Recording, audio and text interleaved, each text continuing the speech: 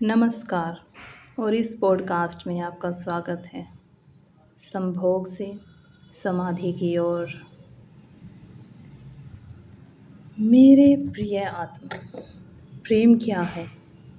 जीना और जानना तो आसान है, लेकिन कहना बहुत कठिन है। जैसे कोई मछली से पूछे कि सागर क्या है, तो मछली कह सकती है, यह है सागर, यह रहा चारों तरफ, वही है। लेकिन कोई पूछे कि कहो क्या है, बताओ मत, तो बहुत कठिन हो जाएगा मछली को। आदमी के जीवन में भी जो श्रेष्ठ है, सुंदर है और सत्य है, उसे जिया जा सकता है, जाना जा सकता है, हुआ जा सकता है, लेकिन कहना बहुत मुश्किल है। और दुर्घटना और दुर्भाग्य यह है कि जिसमें जिया जाना चाहिए, जिसमें हुआ जाना चाहिए, जिसके संबंध में मनुष्य जाति 5-6 हजार वर्ष से केवल बातें कर रही है, प्रेम की बात चल रही है, प्रेम के गीत गाए जा रहे हैं, प्रेम के भजन गाए जा रहे हैं, और प्रेम का मनुष्य के जीवन में कोई स्थान नहीं है। अगर आदमी के भीतर खोजने जाएं, तो प्रेम से ज़्यादा असत्य शब्द दूसरा नहीं मिलेगा। और जिन लोगों ने प्रेम को असत्य सिद्ध कर दिया है, और जिन्होंने प्रेम की समस्त धाराओं को अवरुद्ध कर दिया है, और बड़ा दुर्भाग्य यह है कि लोग समझते हैं कि वे ही प्रेम के जन्मदाता भी हैं। धर्म प्रेम की बातें करता है, लेकिन आज तक जिस प्रकार का धर्म मनुष्य जाति के ऊपर दुर्भाग्य की भांति छाया हुआ है, उस धर्म ने मनुष्य के जीवन से प्रेम के सारे द्वार बंद कर दिए हैं। और न ही इस संबंध में पूर्व और पश्चिम में कोई फ़र्क है, न हिंदुस्तान में और न अमेरिका में कोई फ़र्क है। मनुष्य के जीवन में प्रेम की धारा प्रकट ही नहीं हो पाई, और नहीं हो पाई तो हम दोष देते हैं कि मनुष्य ही बुरा है, इसलिए नहीं प्रकट हो पाई। हम दोष देते हैं कि यह मन ही जहर है, इसलिए प्रकट नहीं हो पाई। मन जहर नहीं है, और जो लोग मन को जहर कहते रहे हैं, उन्होंने प्रेम को ही जहरीला कर दिया है, प्रेम को प्रकट नहीं होने दिया है। मन जहर हो सकता है, इस जगत में कुछ भी जहर हो सकता है। परमात्मा के इस सारे उपक्रम में कुछ भी विष नहीं है, सब अमृत है। लेकिन आदमी ने सारे अमृत को जहर कर लिया है, और इस जहर करने में शिक्षक, साधु संत और तथाकथित धार्मिक लोगों का सबसे ज़्यादा हाथ है। इस बात को थोड़ा समझ लेना ज़रूरी है, क्योंकि अगर यह बात दिखाई न पड़े तो मनुष्य के जीवन में कभी भी प्रेम भविष्य में भी नहीं हो सकेगा। क्योंकि जिन कारणों से प्रेम नहीं पैदा हो रहा, उन्हीं कारणों को हम प्रेम प्रकट करने के आधार और कारण बना रहे हैं। हालातें ऐसी हैं कि गलत सिद्धांतों को अगर हजारों वर्ष तक दोहराया जाए, तो फिर हम यह भूल ही जाते हैं कि सिद्धांत गलत हैं, और दिखाई पड़ता है कि आदमी गलत है, क्योंकि उन सिद्धांतों को पूरा नहीं कर पा रहा है। मैंने सुना है, एक सम्राट के महल के नीचे में एक पंखा बेचने वाला गुजर रहा था, और ज़ोर से चिल्ला रहा था कि अनूठे और अद्भुत पंखे मैंने निर्मित किए हैं, ऐसे पंखे कभी भी नहीं बनाए गए, ये पंखे कभी भी देखे नहीं गए हैं। सम्राट ने खिड़की से झांक कर देखा, और कौन है जो अनूठे पंखे ले आया है? सम्राट के पास सब तरह के पंखे थे, दुनिया के कोने कोने में जो मिल सकते थे। और नीचे देखा, गलियारे में खड़ा हुआ एक आदमी साधारण 2-2 रुपए के पंखे होंगे, और चिल्ला रहा है कि अनूठे और अद्भुत। उस आदमी को ऊपर बुलाया और पूछा कि इन पंखों में क्या खूबी है, दाम क्या है इन पंखों के? उस पंखे वाले ने कहा कि महाराज, दाम ज़्यादा नहीं है, पंखे को देखते हुए दाम बहुत कम है, सिर्फ 100 रुपये का पंखा है। सम्राट ने कहा, 100 रुपये? यह 2 पैसे का पंखा जो बाजार में जगह जगह मिलता है, और 100 रुपये दाम, क्या है इसकी खूबी? उस आदमी ने कहा, खूबी? यह पंखा 100 वर्ष चलता है, 100 वर्ष के लिए गारंटी है, 100 वर्ष से कम में खराब नहीं होता है। सम्राट ने कहा, इसको देखकर तो ऐसा लगता है कि यह सप्ताह भर भी चल नहीं पाएगा। धोखा देने की कोशिश कर रहे हो, सरासर बेईमानी, और वह भी सम्राट के सामने। उस आदमी ने कहा, आप मुझे भली भांति जानते हैं, इसी गलियारे में रोज पंखे बेचता हूँ, 100 रुपये दाम है इसके, और अगर 100 वर्ष न चले तो जिम्मेवार मैं हूँ। रोज तो नीचे मौजूद होता हूँ, और फिर यह सम्राट है, आपको धोखा देकर जाऊँगा कहाँ। वह पंखा खरीद लिया गया। सम्राट को विश्वास तो न था, लेकिन आश्चर्य भी था कि यह आदमी सरासर झूठ बोल रहा है। किस बल पर? पंखा 100 रुपये में खरीद लिया गया और उससे कहा कि 7वें दिन तुम उपस्थित हो जाना। 2-4 दिन में ही पंखे की डंडी बाहर निकल गई। 7वें दिन तो वह बिल्कुल मुर्दा हो गया।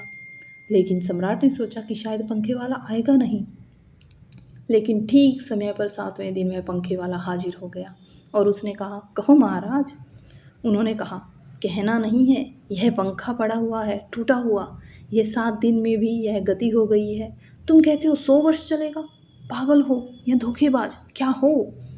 उस आदमी ने कहा कि मालूम होता है आपको पंखा झलना नहीं आता है, पंखा तो 100 वर्ष चलता ही, पंखा तो गारंटेड है, आप पंखा झलते कैसे थे? सम्राट ने कहा, और भी सुनो, अब मुझे यह भी सीखना पड़ेगा कि पंखा कैसे किया जाता है। उस आदमी ने कहा, कृपा करके बताइए कि इस पंखे की गति 7 दिन में ऐसे कैसे बना दी आपने, किस भांति पंखा किया? सम्राट ने पंखा उठाकर उसके करके दिखाया कि इस भांति मैंने पंखा किया। उस आदमी ने कहा, समझ गया भूल, इस तरह पंखा नहीं किया जाता। सम्राट ने कहा, और क्या रास्ता है पंखा झलने का? उस आदमी ने कहा, पंखा पकड़िए सामने और सिर को हिलाइए, पंखा 100 वर्ष चलेगा। आप समाप्त हो जाएंगे लेकिन पंखा बचेगा। पंखा गलत नहीं है, आपके झलने का ढंग गलत है। यह आदमी पैदा हुआ है 5-6 हजार या 10,000 वर्ष की संस्कृति का। यह आदमी फल है, लेकिन संस्कृति गलत नहीं है, यह आदमी गलत नहीं है। आदमी मरता जा रहा है रोज, और संस्कृति की दुहाई चलती जा रही है कि महान संस्कृति, महान धर्म, महान सब कुछ, और उसका यह फल है। आदमी उसी संस्कृति से गुजरता है और यह परिणाम है उसका। लेकिन नहीं, आदमी गलत है और आदमी को बदलना चाहिए अपने को। और कोई कहने की हिम्मत नहीं उठाता कि कहीं ऐसा तो नहीं है कि 10,000 वर्षों में जो संस्कृति और धर्म आदमी को प्रेम से नहीं भर पाए, वह संस्कृति और धर्म गलत हों। और अगर 10,000 वर्षों में आदमी प्रेम से नहीं भर पाया तो आगे कोई संभावना है इस धर्म और इस संस्कृति के आधार पर ही आदमी कभी प्रेम से भर जाए। 10,000 वर्ष में जो नहीं हो पाया वह आगे भी 10,000 वर्षों में होने वाला नहीं है, क्योंकि आदमी यही है, कल भी यही होगा। आदमी हमेशा से यही है और हमेशा यही होगा। और संस्कृति और धर्म जिनके हम नारे दिए चले जाते हैं और संतों और महात्माओं की जिनकी दुहाइयाँ दिए चले जाते हैं, सोचने के लिए हम तैयार नहीं कि हमारे बुनियादी चिंतन की दिशा ही तो गलत नहीं है। मैं कहना चाहता हूँ कि वह गलत है, और गलत का सबूत है यह आदमी। और क्या सबूत होता है? एक बीज को हम बोएं और फल जहरीले और कड़वे हों तो क्या सिद्ध होता है? सिद्ध होता है कि वह बीज जहरीला और कड़वा रहा होगा। हालांकि बीज में पता लगाना मुश्किल है कि उसमें जो फल पैदा होगा वह कड़वे पैदा होंगे। बीज में कुछ खोज भी नहीं की जा सकती, बीज को तोड़ा फोड़ा कोई पता नहीं चल सकता कि इसमें जो फल पैदा होगा वे कड़वे होंगे। बीज को 100 वर्ष लग जाएंगे, वृक्ष बनेगा, बड़ा होगा, आकाश में फैलेगा, तब फल आएंगे और तब पता चलेगा कि वे कड़वे हैं। 10,000 वर्ष की संस्कृति और धर्म के जो बीज बोए गए हैं, यह आदमी उसका फल है और यह कड़वा है और घृणा से भरा हुआ है। लेकिन उसी की दुहाई दिए चले जाते हैं हम और सोचते हैं कि इसमें प्रेम हो जाएगा।